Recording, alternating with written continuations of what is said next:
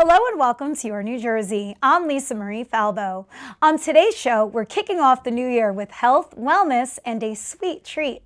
We'll hear from Emmy-winning producer and cancer survivor John R. Green, and later, Justin Ellen, the New Jersey baker turned global sensation. But first, Julie Gallanty, president and CEO of the New Jersey YMCA State Alliance, leads a network that serves over 500,000 New Jersey residents through programs that build healthier, more connected communities.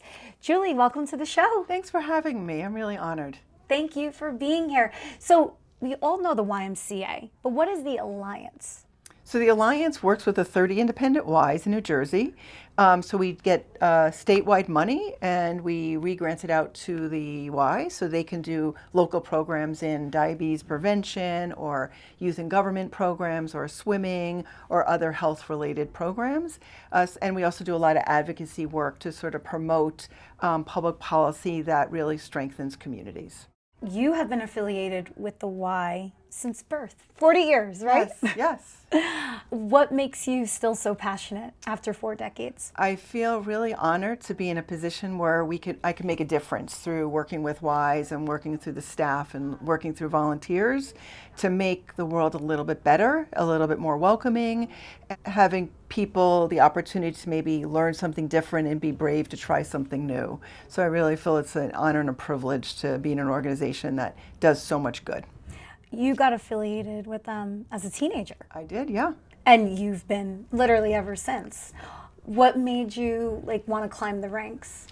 So I didn't originally have any thought of that. I was a high school student just wanting to do some volunteer work to do something good in the community where I lived. And I just kept growing and learning and seeing the impact of a child learning how to swim or an adult struggling with depression and maybe getting help at a local Y, and seeing how the Y can connect people to help them get to a better place and really live a best version of themselves. And the Y is a great connector of people and communities and really, I think, makes people who live and work in New Jersey stronger and better. What are some of the new initiatives of the Y heading into 2026? Well, it's the beginning of the year, so everybody wants to get into shape, so you should stop by and sign up for a fitness program if that's one of your goals. We are committed to really eliminating drowning, so we really want to teach everybody, children and adults, safety on water. So New Jersey has 120 miles of coastline and about 1,700 lakes, so we really want to make New Jersey a safe place for adults, but especially children. There's a lot of drownings that go on, especially in lower income communities. The Y has 84 pools. We give out scholarships, so we are open to supporting anybody who wants to take swim lessons. And even if you don't know how to swim, you could learn how to be safe around water so that you can still have a good, safe summer experience. Super important. I think this past summer, more than ever, you heard drownings every day at the shore. 100%. It's a public health issue, and there should be no drowning. So the Y is a perfect connector for that. Usually the classes start filling up in February, so you should sign up January, sign up now, and so that you're summer ready by July. You mentioned earlier that the Y can be a place to go to if you're suffering from depression. So we're in the winter blues season right now. How does the YMCA help those, both adults and children, going through mental health challenges? So many of our Ys do mental health. They have clinicians on staff, but also loneliness is an epidemic in the United States. And so the Y is a place where you can connect. You and I could meet at a Y and be in the lobby and never know each other, and we could have a cup of coffee, we could take a class together. So it helps people so they're not so isolated. And especially coming out of COVID, I think it's really important that people find local communities, their third place, besides home and work, where you can go and be part of something that's bigger than you and connect. So we have a great mental health program in partnership with the Horizon Foundation. Young children have big feelings, right? They get angry, they get frustrated, they get excited, and it's really learning how to regulate those in sort of small lesson plans that are embedded in the after-school program. So we're doing this pilot in 21 sites, and so far it's been really successful in helping kids learning how to manage those big feelings that they have in a more appropriate ways and giving them tools skills and resources to do that. So we're really excited about the program, and all the site coordinators are thrilled about the program, and the kids love the activities and really feel more empowered and confident. You're based in Trenton, and you have new construction happening in Livingston. You recently broke ground. Yes, yes. So the Metropolitan Y of the Oranges is expanding. So they are one of the 30 independent associations, and we're very excited about that project. And there's some other upcoming projects that Ys are working on. So I think one of my favorite initiatives is a program called Youth in Government, and that's a program where high school students take a role in state government, and they learn how to legislate so that they can advocate for bills that mean a lot to them. And they have a youth elected governor, a youth elected lieutenant governor. We have students who are lobbyists and press corps, and we have about 400 students from across New Jersey who spend a weekend in a mock legislation and learn how to find their voice and advocate and understand the importance of public policy. So I really love that program because it's giving young people the voice to really create a world that they want to live in. Well, where can people find out more about you and the Alliance and how to support? So they can go to our website at njymca.org. They can go to our Facebook or LinkedIn page, and we always have the newest information available. Great. Well, thank you so much, Julie, and best of luck to you in 2026. Thank you, and thank you so much for having me today. It was really a pleasure to be here. Oh, thank you. John Green, president of 1010 Twins Productions and senior production executive at SurvivorNet, is using his decades of television experience to spotlight cancer stories and survivorship. John, welcome to the show. So nice to be here. I don't usually have television vets on, so I'm very excited about this. I'm excited to be here with you. I love what you do. Oh, well, thank you. Before we dive in, briefly tell us about your television background. Sure. I started in local public affairs programming, telling stories about people that live in New England. I was in graduate school in New England at the time, and I was fortunate enough to get a job, entry-level job, at a station up there. That morphed into an offer to be a news writer in the newsroom at a local ABC station, and I just got caught by the bug.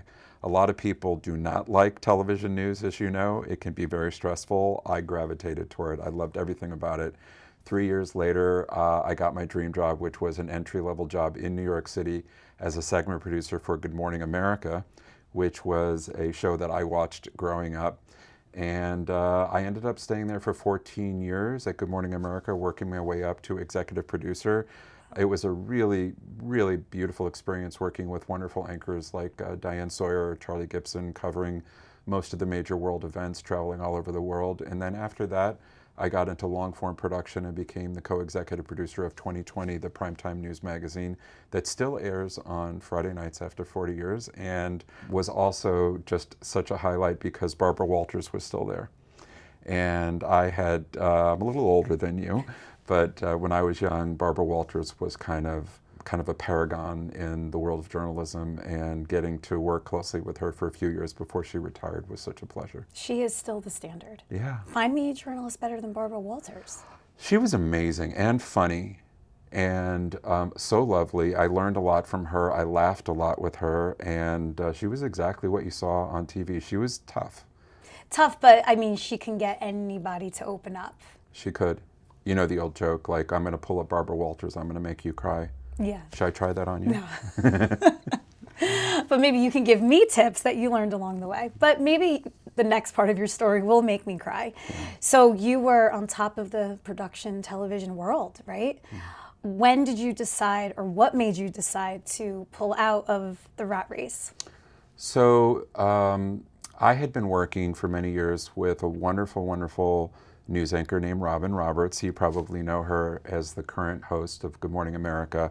Robin was diagnosed with breast cancer, and then a few years later with myelodysplastic MDA, a blood cancer that often results after you've been treated for another cancer.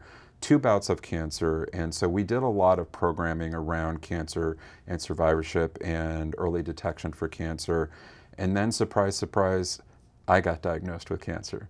I was fairly young at the time, and I was diagnosed with kidney cancer 3 weeks after my husband and I found out that we were pregnant through our surrogate with twins. So I had the best news that one could ever ask for. the news that our dream of having children was going to become a reality, and then 3 weeks later thrown into the cancer dilemma and wasn't quite sure if I was even going to be around to meet my unborn children. It was one of those situations where the diagnosis was very grim at first.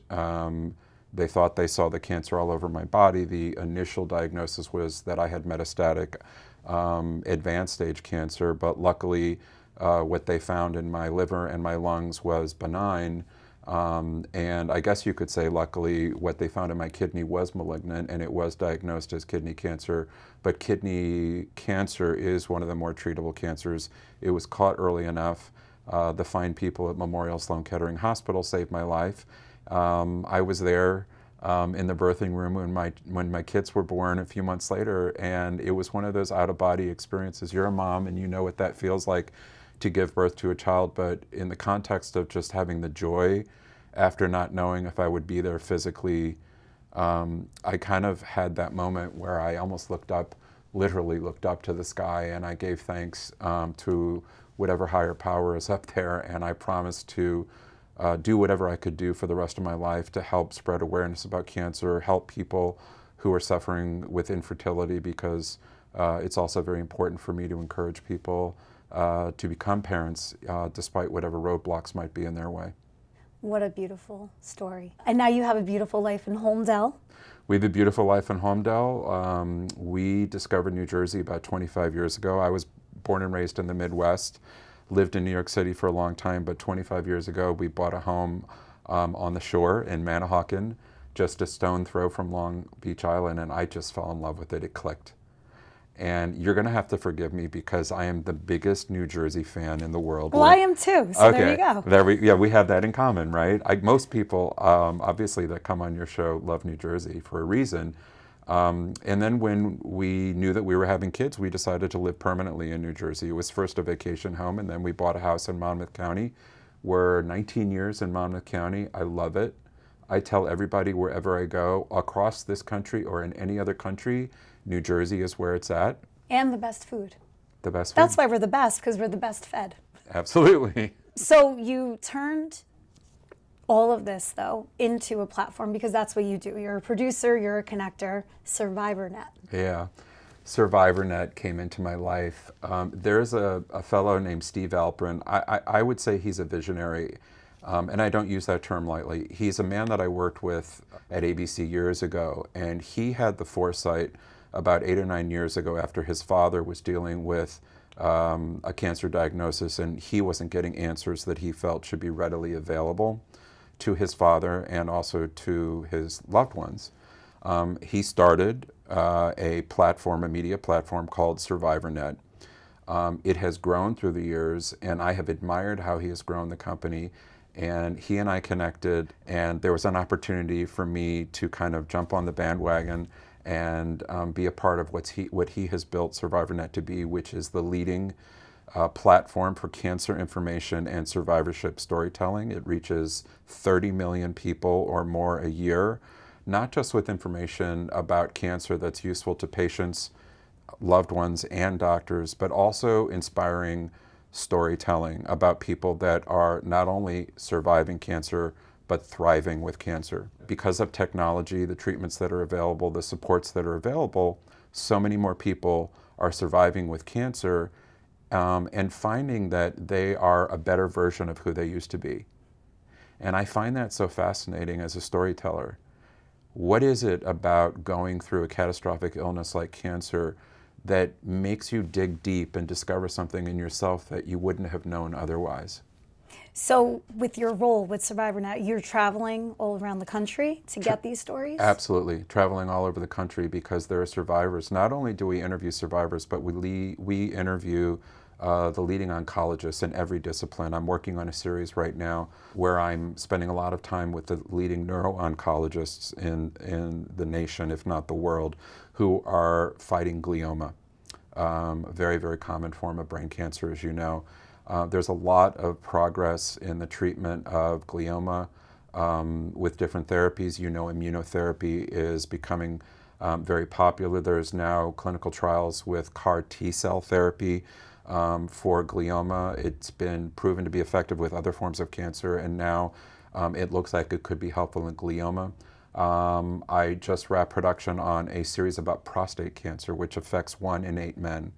We all hear a lot about breast cancer affecting 1 in 8 women in this country, but 1 in 8 men will be diagnosed with prostate cancer, and I think men are reluctant to talk about their health in general, and especially their sexual health, and something that might eventually lead to incontinence or sexual dysfunction. So part of what we are doing with this film series is trying to break down the taboo for men who don't feel comfortable having that conversation. We got Al Roker from the Today Show to be the subject of one of our films. He just celebrated 5 years in remission from prostate cancer. I got Emmitt Smith, one of my childhood heroes, the NFL legend whose father had prostate cancer, to host the series. Alonzo Mourning, another hero, basketball legend, told us his story about prostate cancer. And then a lot of compelling stories of everyday men dealing with prostate cancer, and also their caregivers. When men deal with cancer, you find that it's their spouses and their mothers and their sisters who are so integral to making sure that they stay optimistic and that they work towards their survivorship in a really healthy way. Well, John, you are doing such incredible work in our industry, telling the most important stories and shining a spotlight where it's needed. Thank you so much. It's my pleasure. Thanks for having me. Where can people find out more about you and SurvivorNet?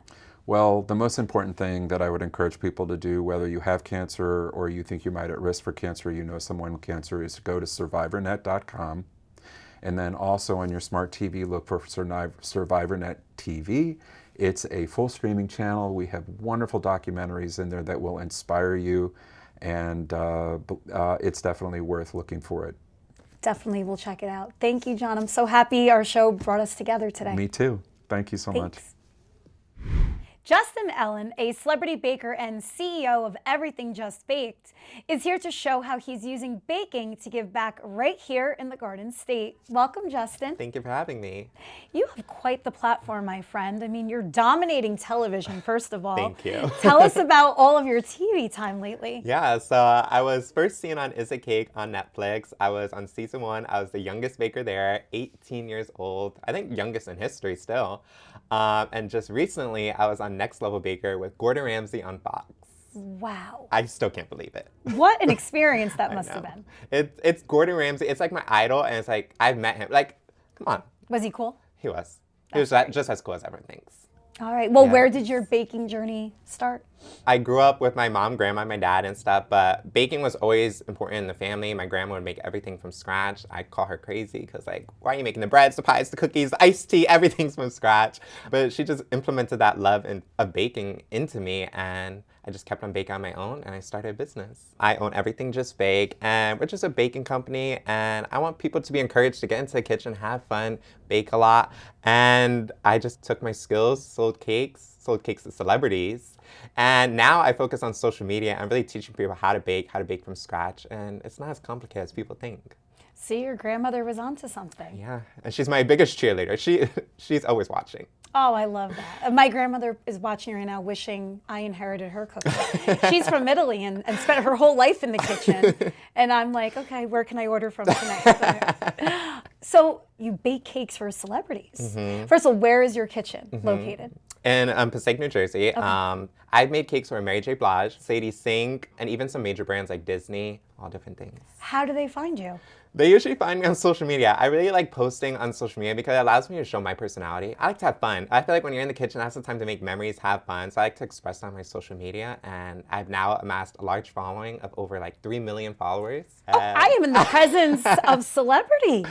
Something like that. That is so. On a day-to-day, what are you doing? So now on a day-to-day, I really focus on social media. So now on my social media, I like to teach people how to bake with my blog. So my blog is where everythingjustbake.com is where you can find all my recipes. I'm talking cakes, pies, cookies, all from scratch, all super easy. For instance, pies, it's a big thing during the holidays, and I feel like pies are super intimidating. Like, have you made a pie before? Yeah. Oh, you have? Are you scared? Actually, Oh, so your grandma did well. yeah, no. You know what I want to ask? Dietary restrictions, because my husband is vegan. Okay. So I'm constantly looking up blogs for vegan recipes. Do you factor all of that in as well? We're stepping into it. Like, I have gluten-free. I'm starting to get more into recipe development for vegan stuff. It just takes a lot of time. I don't think people realize, like, the recipe development itself can take, it's just trial after trial after trial. Because I actually want to put a lot of effort and make sure it tastes good.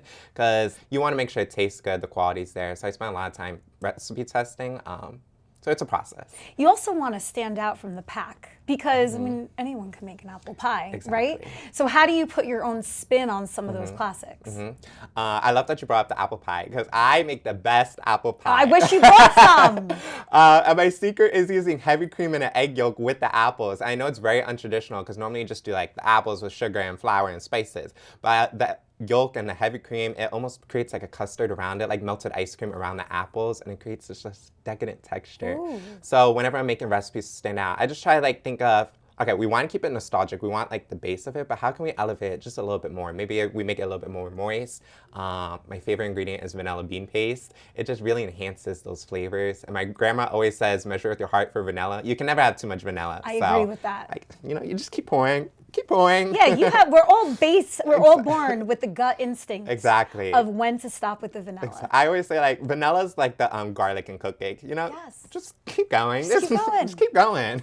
I love that. Well, you do a lot of good through your social media platform and baking for the community. Tell us about that piece of your business. So I actually have a nonprofit called We Bake a Change, and that's focusing on giving back through baking. Cakes are expensive. I don't know if you ever bought a cake, but custom cakes are expensive, but it's understandable because it takes a lot of time. It's an art at that point. But I still feel like everyone deserves to have something custom made for them, catered to them for their birthday. And if you think about it, at the end of every party, honestly, like every celebration, there's always a cake, and the cake is what brings people together, whether it's like a wedding, a birthday. It's just, that's like almost the last thing you do at a party. And I feel like everyone deserves to have that special moment catered to them. So I started We Bake a Change, and that's where we focus on donating cakes to underprivileged people, whether it's financial reasons, whether it's medical reasons, whether it's mental health. Like, I feel like sometimes we all just need a little boost, and I feel like baking can do that.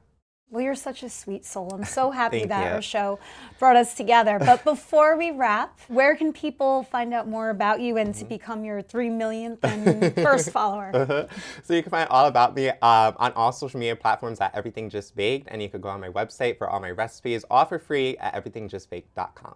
Justin, you are a rock star. Thank you so much for coming here Thank you today. for having me. It was so much fun. Thank you for joining me on another episode of Your New Jersey. I'm Lisa Marie Falbo. We'll see you back here next week.